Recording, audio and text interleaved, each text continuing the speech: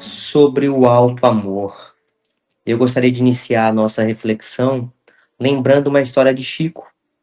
Chico Xavier dizia que Emmanuel ia ao plano espiritual estudar sobre o Evangelho.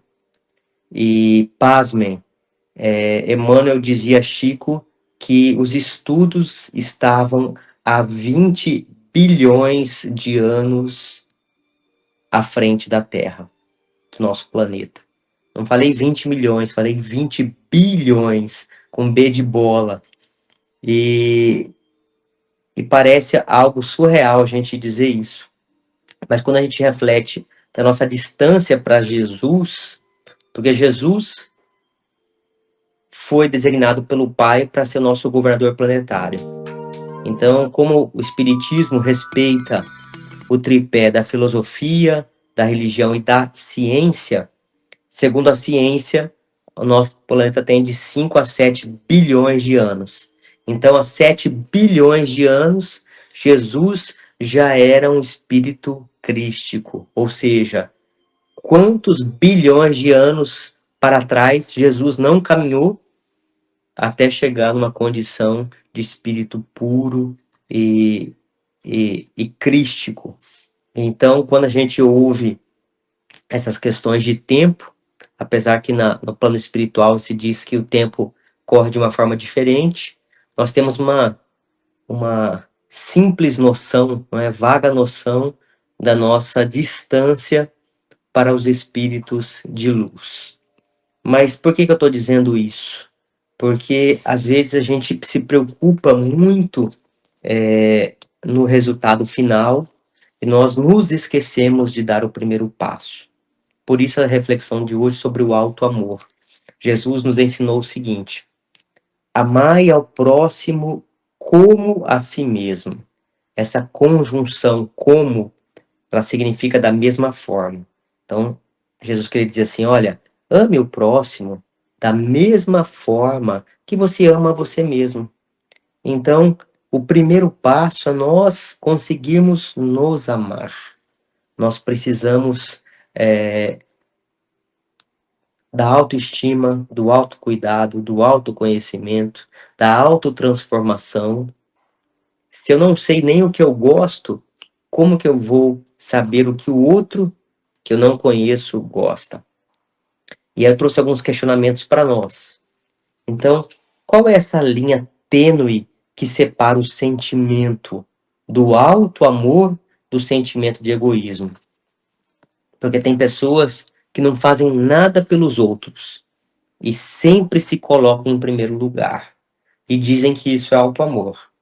Então, a primeira reflexão nossa é: qual essa linha que separa esse sentimento de autopreservação com esse sentimento de egoísmo? E outro questionamento: se eu preciso me amar primeiro, me cuidar em primeiro lugar, o que essas atitudes me diferenciam de uma pessoa egoísta?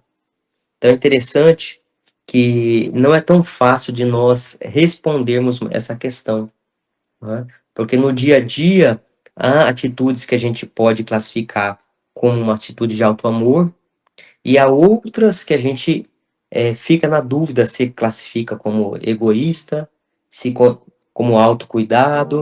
Então vamos dar um exemplo clássico de falta de alto amor. As pessoas que são desrespeitadas, as pessoas que são violentadas, as pessoas que são abusadas. E aí, por nós sermos cristãos e espíritas, a gente acha, olha, nós precisamos perdoar. É óbvio que qualquer ofensa, como nos ensinou Jesus, necessita ser perdoada. Mas nós não precisamos ficar sofrendo as penalidades do erro alheio. Vou dar um exemplo. Uma pessoa que está num relacionamento abusivo, num relacionamento violento. Onde está o alto amor?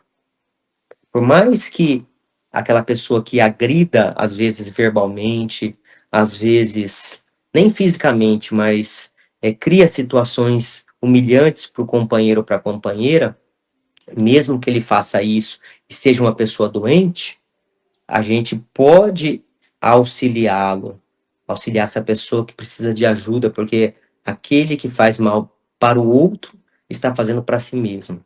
Mas mesmo assim, nós não somos obrigados a sofrer as intempéries, as perseguições e ser esse escândalo, né? Ser esse sofredor de toda essa condição. Então, esse exemplo clássico de nós termos uma distância respeitosa nos relacionamentos é um exemplo de alto amor, não é egoísmo. Então, é claro que tudo acontece numa escala.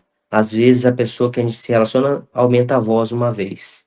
Se a gente não chama a pessoa à razão, esse aumento dessa voz pode virar um grito. Depois desse grito, pode haver um palavrão. Depois pode haver uma palavra de recriminação. Depois, até chegar numa violência física. Então, muitas das vezes, as pessoas vão medindo os nossos limites. E o alto amor é isso.